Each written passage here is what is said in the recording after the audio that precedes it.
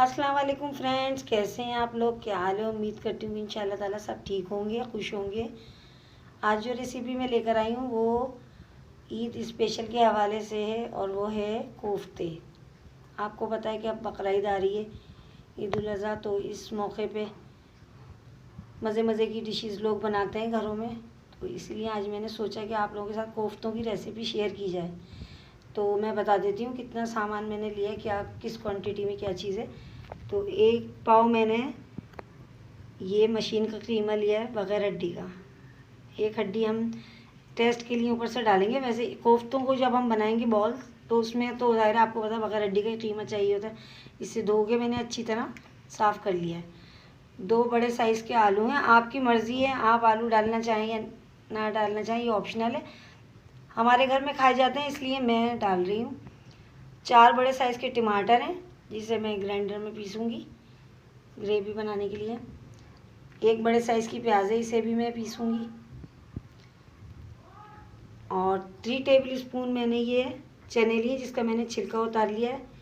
और ये आपको नज़र आ रहा है, मैं आपको उठा के दिखाती हूँ। ये पिसा हुआ गरम मसाला है और ये खशखाश है 2 टेबल स्पून। इसे मैंने धो के बहुत अच्छी तरह वॉश किया क्योंकि इसमें मिट्टी होती है, तो फिर मैंने इसे वॉश करके फिर ये रखी है। और एक छोटे साइज़ की प्याज है जो ये कोफ्तों में जाएगी। 1 हरे धनिया की गड्डी, इसमें से आधा हरा धनिया हम कोफ्तों में डालेंगे जो बॉल्स बनाएंगे, और बाकी हम ऊपर से गार्निश के लिए यूज़ करेंगे। 3 हरी मिर्चें हैं जिसे मैंने बारीक बारीक काट लिया। 2 टेबल स्पून लहसुन अदरक का पेस्ट है। 2 टेबल स्पून पिसा हुआ धनिया। 1 टीस्पून नमक। 1 टीस्पून पिसी हुई लाल मिर्च। हाफ टी स्पून हल्दी। तो चलें आए हम अपनी रेसिपी को स्टार्ट करते हैं। तो चलें फ्रेंड्स, सबसे पहले हम पीसने का काम कर लेते हैं। ये कीमा और इसमें ये प्याज, इसको हम पीसेंगे। और ये 2 हरी मिर्चें जो मैंने 3 से 2 हरी मिर्चें दिखाई थी आपको, ये भी इसमें डाल के मैं पहले ये पीस लेती हूँ, फिर मैं आपको दिखाती हूँ कि क्या करना है। फिर मैं ये टमाटर भी पीसूँगी, सब चीज़ें आपको मैं करती। कीमा पीस लिया है और चने, खसखस और गरम मसाले को मैंने सिल पे पीसा क्योंकि खसखस पिसती नहीं है वैसे मिक्सर में। तो अब मैं इसकी ये बॉल्स बना रही हूँ।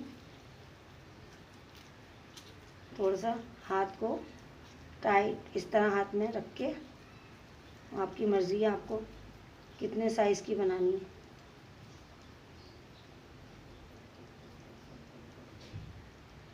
इसमें मैंने हरा धनिया भी डाल के पीस लिया था। मैं थोड़े बड़े साइज़ के बना रही हूँ क्योंकि ये कोफ्ते बनने के बाद श्रिंक हो जाते हैं। फ्रेंड, ये सारे कोफ्ते मैंने बना लिए हैं और अब हम इसकी ग्रेवी तैयार करते हैं। तो चलें नेक्स्ट स्टेप हम शुरू करते हैं। चलें फ्रेंड्स, स्टार्ट करते हैं। मैंने एक पैन चूल्हे पे रख दिया है, गैस ऑन कर दिया और अब मैं ये उसमें कुकिंग ऑयल डाल रही हूँ 10 टेबल स्पून।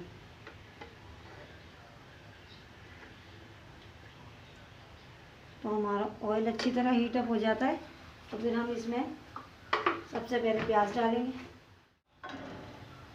ऑयल अच्छी तरह हीटअप हो गया, अब मैं इसमें प्याज डाल रही हूँ। बिस्मिल्लाहिर्रहमानिर्रहीम।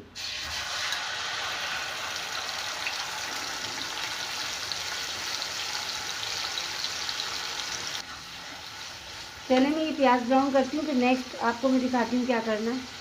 देखिए फ्रेंड्स, ये प्याज बहुत अच्छी तरह ब्राउन हो गई है, लाइट ब्राउन, बहुत अच्छी तरह भुन गई है। और अब इसके अंदर में ये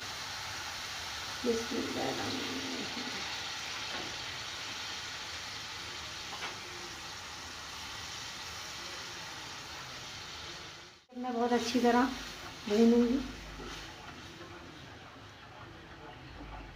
जब ये भी बहुत अच्छी तरह टमाटर इसमें भुन जाएंगे तो फिर इसके अंदर मैं लहसुन अदरक का पेस्ट और बाकी मसाले डालूंगी जो मैंने आपको दिखाए थे। ये रेसिपी आप ज़रूर ट्राई कीजिएगा। बकरा ईद पे कोफ्ते बहुत मज़े के बनते हैं। और अगर आप चाहें तो जैसे मैंने चने डाले हैं कोफ्तों में, अगर आप चने ना डालना चाहें कि जैसे पीसने पड़ेंगे ज़ाहिर है, तो आप इसकी जगह बेसन भी डाल सकते हैं। वो आपकी मर्ज़ी है, आप क्या डालना चाहते हैं।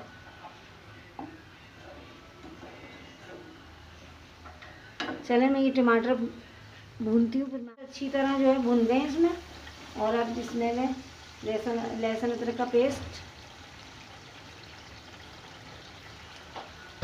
और ये बाकी तमाम मसाले जो मैंने आपको दिखाए थे, धनिया, हल्दी, मिर्ची, नमक।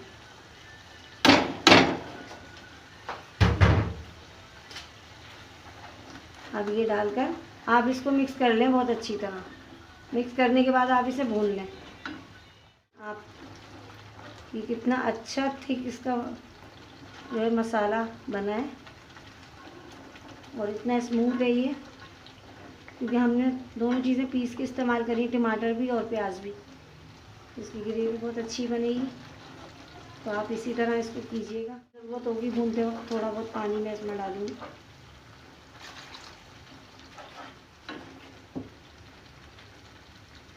थोड़ा थोड़ा पानी डालकर मैं इसको भूनूँगी अच्छी तरह। इसमें जो मसाला भूनने के बाद बहुत अच्छी स्मेल आती है, जब वो आएगी तो फिर हम इसमें कोफ्ते डालेंगे। अब इसमें मैं थोड़ा सा पानी डालूँगी, फिर मैं इसमें कोफ्ते डालूँगी। जब हमारे कोफ्ते हो जाएंगे थिक थोड़े से, इसमें जाकर तो फिर हम इसमें आलू डालेंगे। बिल्कुल धीमी आंच मैंने इसकी कर दी है और अब मैं इसके कोफ्ते डाल दी। बिस्मिल्लाहिर्रहमानिर्रहीम।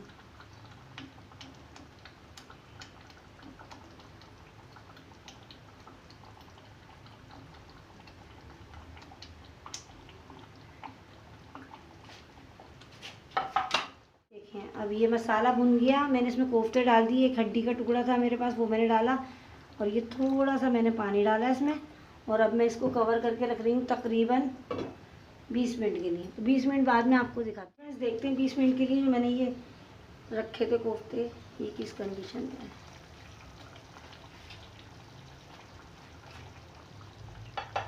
माशाल्लाह आप देख सकते हैं कि ये कितने अच्छी और कितने स्मूथ कोफ्ते बने। आप देखें, ये देखें, आप देखें। और अब इसके अंदर मैं ये आलू डाल रही हूँ।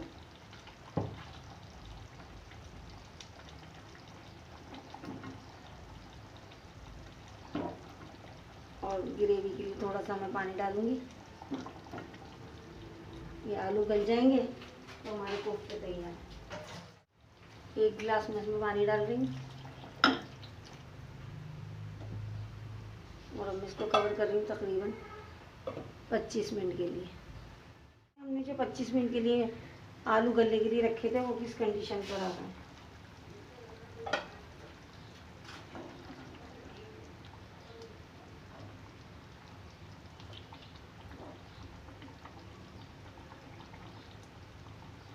आलू देखें आप, ये आराम से टूट गया, ये गल गए। और अब मैं गैस ऑफ कर रही हूँ और मैं आपको डिश आउट करके डिश आउट कर दी। और ये कितने अच्छे लग रहे हैं देखने में, खाने में भी ये बहुत मज़ेदार होंगे। आप ये रेसिपी ज़रूर ट्राई कीजिएगा और मुझे बताइएगा कि आपको ये रेसिपी कैसी लगी। कमेंट ज़रूर कीजिएगा, वीडियो को लाइक कीजिएगा। अगर आपको मेरी रेसिपी पसंद आती है तो लाइक किए बगैर नहीं जाइएगा।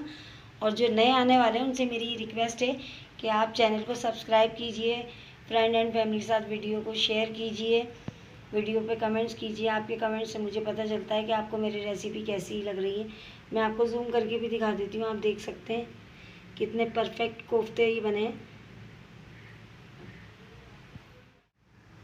तो नेक्स्ट रेसिपी के लिए मुझे जब तक इजाज़त दीजिए। अल्लाह हाफिज़।